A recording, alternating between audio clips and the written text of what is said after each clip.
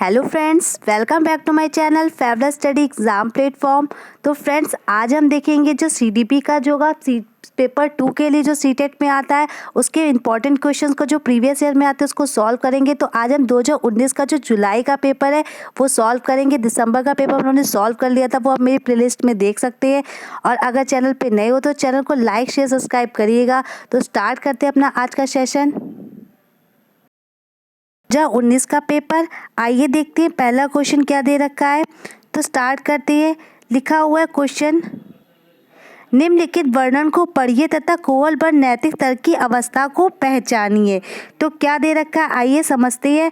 पहला ऑप्शन दे रखा है, तो पहला दे रखा है अंतःकरण के स्वचयनित नैतिक सिद्धांतों की तुरंत सही काल परिभाषित किया जाता है, जो कानून एवं सामाजिक समझौते पे ध्यान दिए बिना संपूर्ण मानवता के लिए वैध होता है।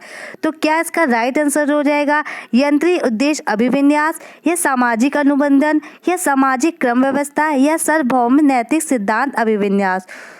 तो इसका राइट आंसर हो जाएगा इस अवस्था, ये सबसे लास्ट अवस्था है जो कोवल वर्ग की है। तो इसमें क्या हो जाएगा, सार्वभौमिक नैतिक सिद्धांत अभिविन्यास। तो फोर्थ ऑप्शन सही हो जाएगा, मतलब देश के लिए वो कुछ भी करेगा। तो ये फोर्थ ऑप्शन करेक्ट हो जाएगा। आगे क्वेश्चन दे रखा है, निम्नलिखित में से कौन सा मूल संक्रियात्मक अवस्था के प्रमुख कौशलों में से एक है। तो जो जीन पियाजे की 4 अवस्थाएं दी गई हैं उसमें से कौन सा एक है। सजीवात्मक चिंतन, सुरक्षित रखने की योग्यता, परिकल्पित निगमनात्मक तर्क, या द्वितीयक वर्तुल प्रक्रिया है। तो मूल सक्रियात्मक जो 7 से 11 वर्ष होती है, इसको हम याद कर सकते हैं। जो 4 अवस्थाएं हैं तो क्या हो जाएगा उसमें, सुरक्षित रखने की योग्यता जो उसके अंदर आ जाती है, वो चीज़ों को देख के उस पर विचार कर सकता है, उसको इतना उसमें समझ आ जाती है कि जो साइज और शेप बदलने से क्वांटिटी चेंज नहीं होती है। तो उसका राइट आंसर सेकेंड हो जाएगा। आगे बढ़ते हैं, अगला क्वेश्चन दे रखा है, जीन पियाजे व लेवास्की जैसे संरचनावादी अधिगम को किस रूप में देखते हैं। तो ऑप्शन क्या दे रखा है, कौशलों का अर्जन, प्रतिक्रियाओं का अनुबंधन, निष्क्रिय आवृत्ति प्रक्रिया, या सक्रिय विनियोजन से अर्थ निर्माण की प्रक्रिया। तो क्या इसका आंसर हो जाएगा, तो उसका राइट आंसर किस पे जाएंगे, process of meaning making by active engagement. तो ये दोनों ही है जो क्या करते हैं, सक्रिय खोजबीन को बढ़ावा देते हैं, और अर्थ की प्रक्रिया, मतलब बच्चे एक्टिव होकर सीखे। आगे बढ़ते, अगला क्वेश्चन दे रखा है, समाचार पत्रों से कहानियों एवं कथनों का चयन करना एवं प्रस्तुत करना जो पुरुष एवं महिलाओं दोनों को गैर परंपरागत भूमिकाओं में चित्रित करते हैं, निम्नलिखित में से किसकी एक प्रभावी रणनीति है। तो हमें बताना है कौन सी इफेक्टिव स्ट्रेटजी होगी। लैंगिक जेंडर पक्षपात को बढ़ाने के लिए, या लैंगिक जेंडर स्थिरता को बढ़ाने के लिए, या रूढ़िवादी लैंगिक जेंडर भूमिकाओं को प्रोत्साहन देने के लिए, लैंगिक जेंडर रूढ़ियों का सामना करने के लिए। तो क्या आंसर होगा, आंसर कीजिए। तो राइट आंसर हो जाएगा क्या होगा, लैंगिक जेंडर रूढ़ियों का सामना करने के लिए, तो इसके लिए स्टेप लेने के लिए। तो फोर्थ ऑप्शन करेक्ट हो जाएगा। आगे बढ़ते हैं, अगला क्वेश्चन दे रखा है, निम्नलिखित में से बच्चे के समाजीकरण में कौन सी महत्वपूर्ण भूमिका निभाता है। तो बच्चा है जो उसका सोशलाइजेशन किस किन के द्वारा होता है, मीडिया, स्कूल, फैमिली, नेबरहुड। तो आंसर कीजिए, बहुत सिंपल सा आंसर है। तो बच्चे के मीडिया से भी जो होगा समाज सोशलाइजेशन होगा, विद्यालय परिवार भी अपना इंपॉर्टेंट रोल होता है। परिवार तो उसका पहला होता है जिसमें प्रथम आता है, तो हम फैमिली पे लगाते हैं, पास पड़ोस। तो उसका राइट आंसर किस पे जाएंगे, फोर्थ, चारों ऑप्शन पे जाएंगे। तो फोर्थ ऑप्शन करेक्ट हो जाएगा। आगे लिखा हुआ है, हॉवर्ड गार्डनर के जो बहुविधीय सिद्धांत, तो आपको पता ही है हॉवर्ड गार्डनर ने कौन सा सिद्धांत दिया था, मल्टीपल इंटेलिजेंस का इन्होंने प्रिंसिपल दिया था। तो इसके अनुसार निम्नलिखित विशेषताओं से युक्त एक व्यक्ति की बुद्धि को किस प्रकार वर्गीकृत किया जाता है। तो हमें बताना जो फॉलोइंग कैरेक्टरिस्टिक बताने जो कैटेगरी के अकॉर्डिंग। तो क्या लिखा है, दूसरों की मनोदशा, स्वभाव, प्रेरणा तथा अभिप्राय को उचित तरीके से पता लगाने व प्रतिक्रिया करने की योग्यता। तो ये क्या हो जाएगा, प्रकृतिवादी मतलब नेचुरलिस्ट हो जाएगा, अंतराव्यक्ति मतलब इंटरपर्सनल हो जाएगा, या अंतरव्यक्ति इंटरपर्सनल, या नैदानिक। क्या आंसर हो जाएगा, तो उसका राइट आंसर हो जाएगा जो दूसरों की मनोदशा, स्वभाव, प्रेरणा से क्या हो जाएगा, ये इंटरपर्सनल हो जाएगा, मतलब अंतर्व्यक्तित्व हो जाएगा। तो ये थर्ड ऑप्शन करेक्ट हो जाएगा। आगे लिखा हुआ है, बच्चों के मूल्यांकन के लिए निम्नलिखित में से कौन सा कारण होना चाहिए। तो हमें बताना है, which of the following should be the reasons for assessment of children. तो क्या दे रखा है, पहला दे रखा है, बच्चों को गैर उपलब्धि वाले, निम्न उपलब्धि वाले, औसत एवं उच्च उपलब्धि वाले के रूप में अलग एवं नाम देना, ये तो बिल्कुल गलत हो जाएगा। कक्षा में शिक्षा अधिगम पर सुधार देना, बिल्कुल। हम मूल्यांकन में जब बच्चों के मूल्यांकन के लिए बहुत अच्छा रीज़न है जब उनकी अधिगम प्रक्रिया को सुधार किया जाएगा। समय के साथ बच्चों में होने वाले अधिगम परिवर्तनों में एवं प्रगति के बारे में पता लगाना, ये भी सही हो जाएगा। नेक्स्ट दे रखा है बच्चों की क्षमताओं एवं संभावनाओं को सशक्त पक्षों एवं चुनौतीपूर्ण पक्षों के बारे में माता पिता से चर्चा करना। तो ये भी तो हमारा सेकंड, थर्ड, फोर्थ इस करेक्ट आंसर हो जाएगा। तो हम किस पे जाएंगे? Second, third, fourth, third option correct हो जाएगा। नेक्स्ट बढ़ते हैं अगले क्वेश्चन की तरफ। क्वेश्चन नंबर 8 हमारे स्क्रीन पे है। निम्नलिखित में कौन सा प्रगतिशील शिक्षा की अवधारणा के बारे में प्रमुख है? तो which of the following is centre of the concept of progressive education? तो क्या है? टेक्स्ट बुक सेंट्रिक लर्निंग मतलब पास्ट पुस्तक केंद्रीय अधिगम, या फिर belief in the capability and potential of every child मतलब प्रत्येक बच्चे की क्षमता एवं संभावना में विश्वास करना, या स्टैंडर्ड इंस्ट्रक्शन देना असेसमेंट के लिए, या बाह्य प्रेरणा तथा एक रूप मूल्यांकन मानदंड? तो क्या आंसर हो जाएगा इसका? आंसर कीजिए। राइट आंसर हो जाएगा, हम ऑप्शन नंबर 2 की तरफ जाते हैं। सेकंड क्या हो जाएगा? प्रत्येक बच्चे की क्षमता एवं संभावना पे विश्वास करना। तो सेकंड ऑप्शन करेक्ट हो जाएगा। नेक्स्ट क्वेश्चन है विकास में व्यक्ति विभिन्नता को समझने के लिए। तो जानते हैं जो हमें बताना to understand individual difference to in development, तो इट इज़ क्या इंपॉर्टेंट? तो सबसे महत्वपूर्ण क्या है जो व्यक्तिगत विभिन्नता है? तो देखिए क्या लिखा हुआ है, वंशागत विशेषताओं पर विचार करना जो प्रत्येक व्यक्ति के जीवन में विशेष शुरुआत देती है, या फिर पर्यावरणीय कारकों पर विचार करना जो लोगों को प्रभावित करते हैं, या शरीर एवं दिमाग के परिकोण पर विचार करना, या वंशागत विशेषताओं के साथ साथ पर्यावरणीय कारकों एवं उनकी पारस्परिक क्रिया पर विचार करना। तो क्या आंसर हो जाएगा जो व्यक्ति विभिन्नता को समझने के लिए महत्वपूर्ण है? तो आंसर कीजिए। तो इसका पता ही आपको राइट आंसर हो जाएगा वंशागत विशेषताओं के साथ साथ पर्यावरणीय कारकों एवं उनकी पारस्परिक क्रिया पे विचार करना। तो दोनों का इक्वली मतलब सब वो होता है कि दोनों ही अपने जो डेवलपमेंट पे होती है उसमें इक्वल देते हैं। कहीं कहीं वंशागत होता है तो कहीं कहीं पर्यावरण, तो दोनों का गुणनफल होता है डेवलपमेंट, आपको पता ही है। आगे बढ़ते हैं। अगला क्वेश्चन दे रखा है निम्नलिखित में कौन सा विकास का सिद्धांत नहीं है? तो हमें बताना है which of the following is not a principle of development. तो नहीं पे हम अंडरलाइन जरूर कर लिया करिए। व्यक्ति अलग अलग गति से विकास करते हैं, बिल्कुल। जो हर व्यक्ति में गति जो होती है वो अलग अलग तरीके से होती है। विकास तुलनात्मक रूप से क्रमिक होता है, बिल्कुल क्रमिक रूप से होता है कि पहले शैशवावस्था फिर बाल्यावस्था हिसाब से क्रमिक रूप से होता है, ये भी करेक्ट हो जाएगा। विकास समय के साथ साथ धीरे धीरे घटित होता है, या विकास की सटीक गति एवं प्रकृति जन्म के समय निर्धारित हो जाती है। तो विकास समय के साथ धीरे धीरे घटित होता है, ये भी सही है। तो विकास की सटीक गति एवं प्रकृति जन्म के समय निर्धारित। अब क्या जन्म के समय हम हर चीज़ों की विकास के बारे में पता होगा? तो ये गलत ऑप्शन हो जाएगा। तो गलत पूछा गया इसमें नहीं, तो आंसर जो हो जाएगा फोर्थ ऑप्शन की तरफ जाएंगे। तो फोर्थ ऑप्शन करेक्ट है। आगे लिखा हुआ है अनेक शोध अध्ययनों से पता चलता है कि जो शिक्षक लड़कियों की अपेक्षा लड़कों से अधिक पारस्परिक क्रिया करते हैं। तो इसकी सही विवेचन क्या है? तो लड़कियों की तुलना में लड़कों में शैक्षिक क्षमताएं काफ़ी अधिक होती है, ये तो फालतू की भ्रांतियाँ हैं। लड़कियों की तुलना में लड़कों को अधिक अवधान की आवश्यकता है, ये भी गलत हो जाएगा। या शिक्षण में लिंग पक्षपात का एक उदाहरण है, या कक्षा में लड़कियों की तुलना में लड़कों को अधिक आसानी से नियंत्रित किया जाता है। तो ये तो बेकार की चीज़ें। तो ये क्या, ये शिक्षण में लिंग पक्षपात का एक उदाहरण, जो टीचर है वो क्या स्टीरियोटाइप है। तो ऐसे चीज़ों को क्या, इन स्टीरियोटाइप से बचना चाहिए, क्योंकि जो हमें हर चीज़ पे हर बच्चे का सपोर्ट करना है। तो ये लिंग पक्षपात एक स्टीरियोटाइप एग्जाम्पल है जो कि टीचर को इससे बचना चाहिए। आगे बढ़ते हैं। अगला क्वेश्चन दे रखा है एक समस्या को मूल एवं अपसारी समाधानों के साथ करने की योग्यता निम्नलिखित में किसकी एक प्राथमिक विशेषता है? तो अहम केंद्रित बच्चों की, क्षतिग्रस्त या सृजनात्मक या अधिगम अशक्तता वाले बच्चों की। तो समस्या को मूल एवं अपसारी, तो अपसारी से आप समझ जाएंगे, आपको बिना देखे समझ आएगा सृजनात्मक बच्चों की। तो क्रिएटिव चिल्ड्रंस का करेक्ट आंसर हो जाएगा। आगे बढ़ते हैं। अगला क्वेश्चन दे रखा है दृश्य रूप से बाधित विद्यार्थियों के साथ कार्य करते समय एक शिक्षक को किस प्रकार के अनुदेशन अनुकूलन करने चाहिए? स्पष्ट रूप से बोलना तथा छूकर महसूस करने वाली सामग्रियों को अधिक मात्रा में प्रयोग करना, या कई प्रकार की दृश्य प्रस्तुतियों का प्रयोग करना, स्वयं अभिविन्यास करना ताकि विद्यार्थी उसे ध्यान से देख सके, या अनेक प्रकार के लिखित कार्यों विशेष रूप से वर्कशीटों पर ध्यान केंद्रित करना। तो आपको बताना है जो क्वेश्चन क्या दे रखा है, दृश्य रूप से बाधित, मतलब जिनको दिखाई नहीं पड़ता। तो क्या आपसे दृश्य वस्तुओं को प्रयोग करेंगे, जब उसे दिखाई नहीं पड़ रहा तो उन्हें दृश्य चीज़ों से क्या मतलब। अब हम उनके लिए स्लाइड लगा दिया, प्रोजेक्टर लगा दिया, जब उनको दिखाई नहीं पड़ रहा तो उसका कोई मतलब नहीं है। स्वयं अभिविन्यास करना ताकि विद्यार्थियों से ध्यान दे सके, ये भी गलत हो जाए। अनेक प्रकार के लिखित कार्यों, विशेष रूप से वर्कशीटों को जब उनको दिखाई नहीं दे रहा तो कैसे कार्य करेंगे। तो स्पष्ट रूप से बोलना, छूकर महसूस करने वाली सामग्रियों की अधिक मात्रा में प्रयोग करना। तो आंसर कौन सा हो जाएगा, फर्स्ट ऑप्शन राइट हो जाएगा। आगे बढ़ते हैं, अगला क्वेश्चन दे रखा है 14, सहयोगात्मक अधिगम एवं हम उन साथियों से द्वारा शिक्षण का एक समावेशी कक्षा में किस प्रकार का उपयोग करना चाहिए।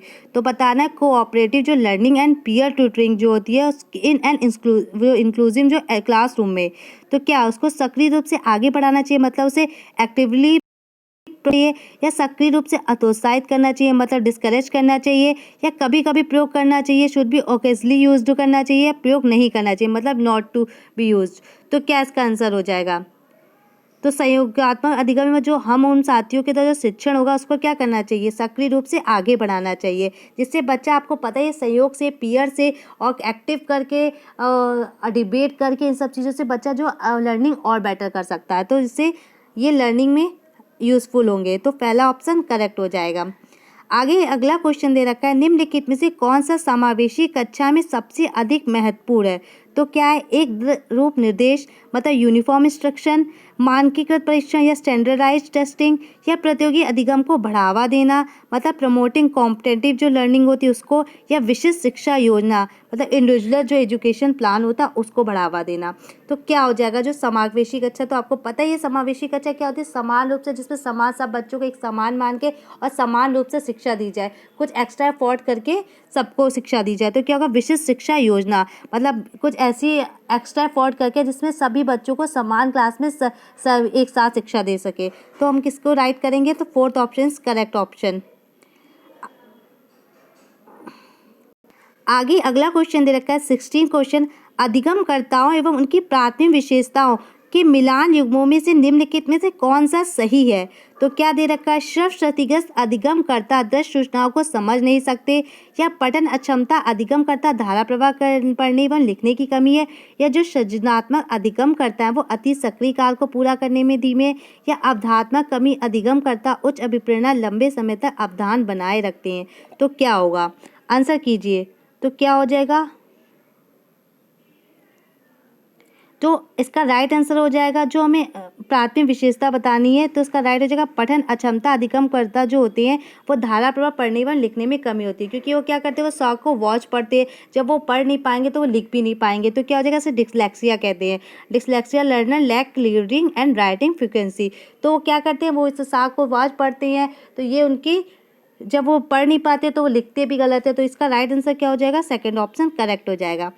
आगे बढ़ते हैं, अगला क्वेश्चन दे रखा है, निम्नलिखित में से कौन सा अधिगम के सार्थक सरलीकरण के रूप में परिणत नहीं होता। तो क्या है, पहले से विद्यमान ज्ञान में नए ज्ञान को जोड़ना, या दोहराने व स्मरण करने को बढ़ावा देना, या दोहराने एवं गैर उदाहरणों का प्रयोग करना, एक समस्या पर अनेक तरीकों से विचार करने के लिए प्रोत्साहित करना। तो क्या हो जाएगा, मतलब आपको बताना जो परिणत नहीं होता है सार्थक रूप से सरलीकरण में। तो आंसर कीजिए।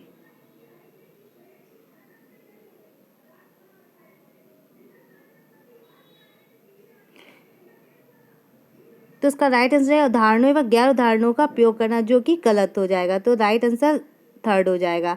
आगे बढ़ते हैं, अगला क्वेश्चन दे रखा है, निम्नलिखित में से कौन सा एक संरचनात्मक मतलब कंस्ट्रक्टिव परिवेश के साथ एक अनुकूल नहीं हो सकता। तो कौन सा नहीं हो सकता, आंसर करिए। ऑप्शन दे रखा है, विद्यार्थी को जटिल सार्थक एवं समस्या आधारित गतिविधियों में लगे रहने के लिए लगातार अवसर देना चाहिए, या विद्यार्थियों को सहयोगात्मक तरीके से कार्य करते तथा आपस में कार्य केंद्रित वार्ता में लगे रहने के लिए सहयोग देना चाहिए, या फिर थर्ड दे रखा है, शिक्षक प्रमुख उपकरणों के संबंध में विद्यार्थियों के विचारों व अनुभवों को प्राप्त करते हैं तथा उनके वर्तमान ज्ञान की पुनर्संरचना या विस्तृत करने के लिए शिक्षा अधिगम की योजना है, या अध्यापक विशिष्ट सत्रावसान मूल्यांकन रणनीतियों को लागू करते हैं तथा प्रक्रियाओं के बजाय प्रदर्शन पर फीडबैक देते हैं। तो इसका यही फोर्थ ऑप्शन करेक्ट हो जाएगा, जो कि गलत पूछा गया है। तो ये राइट हो जाएगा। आगे बढ़ते हैं, अगला क्वेश्चन दे रखा है, एक शिक्षक को विद्यार्थियों को डैश निर्धारित करने के लिए प्रोत्साहित करना चाहिए बजाय के अधिगम लक्ष्य प्रदर्शन लक्ष्य, या प्रदर्शन अधिगम असफलता से बचने के लिए लक्ष्य, अंक लेने के लिए लक्ष्य, या अंक लेने के लिए असफलता से बचने के लिए। तो क्या आंसर हो जाएगा, आंसर कीजिए। राइट आंसर हो जाएगा अधिगम लक्ष्य को करना चाहिए और प्रोत्साहित करना चाहिए और प्रदर्शन लक्ष्य को नहीं करना चाहिए। आगे बढ़ते हैं, अगला क्वेश्चन है निम्नलिखित में से कौन सा प्रभावी अधिगम रणनीतियों का उदाहरण है? लक्ष्य एवं समय सारणी निर्धारित करना, संगठनात्मक चार्टों एवं अवधारणात्मक नक्शे बनाना, उदाहरणों एवं गैर उदाहरणों के बारे में सोचना, हम उन साथियों को समझाना, स्वयं से प्रश्न करना। तो ये तो सभी जो रणनीति है इफेक्टिव लर्निंग स्ट्रेटजी को बढ़ावा दे रही है, सब अच्छी सभी एग्जाम्पल सही हैं। तो हम फोर्थ ऑप्शन को करेक्ट करेंगे, तो चारों ऑप्शन सही हैं।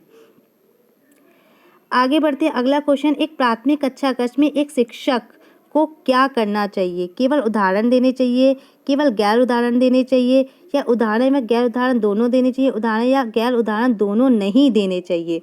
तो क्या करना चाहिए प्राथमिक कक्षा कक्ष में एक शिक्षक को? तो ऑब्वियसली सी बात है, उसे जो पढ़ाता है, जो पढ़ा रहे उसको उदाहरण के साथ नॉन एग्जाम्पल भी देने चाहिए, मतलब उसको हिंट्स भी देने चाहिए। तो थर्ड ऑप्शन करेक्ट हो जाएगा। आगे बढ़ते हैं, निम्नलिखित में रणनीतियों में से कौन बच्चे के अर्थ निर्माण को बढ़ावा देगी, मतलब मीनिंग मेकिंग को जो प्रमोट करेगी वो क्या होगी? अन्वेषण एवं परिचर्चा। तो हम अन्वेषण और परिचर्चा देख के समझ गए, जो होगा करेक्ट हो जाएगा। आगे बढ़ते हैं, अगला क्वेश्चन 24 दे रखा है, बच्चों की गलती एवं भ्रांत धारणाएं शिक्षक अधिगम प्रक्रिया का एक महत्वपूर्ण कदम है, या जो रुकावट पैदा करती है, इसको अनदेखा कर देना चाहिए, सूचित करती है कि बच्चों की क्षमता वयस्कों की तुलना में निम्न स्तर की है। तो क्या हो जाएगा? तो जो बच्चों की गलतियां वो क्या है, जो बच्चे गलतियों से सीखते हैं, जो गलतियां हैं उसको सीखने की प्रक्रिया में एक महत्वपूर्ण कदम है, तो शिक्षा अधिगम प्रक्रिया का एक महत्वपूर्ण कदम हो जाएगी।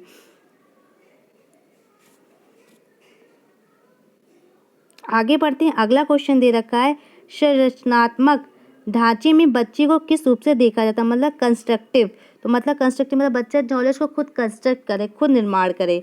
तो क्या है? लघु वयस्क के रूप में जो सभी पक्षों जैसे आकार, संज्ञान तथा संवेग में वयस्क की तुलना से कम है, या कोरी पट्टियाँ, खाली स्लेट जिसके जीवन को अनुभव के द्वारा पूर्ण रूप से आकार दिया जाता हो, या एक निष्क्रिय प्राणी जिसे अनुबंधन के द्वारा किसी भी रूप में आकार दिया जा सकता है या ढाला जा सकता है, या एक समस्या समाधान करने वाला तथा वैज्ञानिक अन्वेषण के रूप में।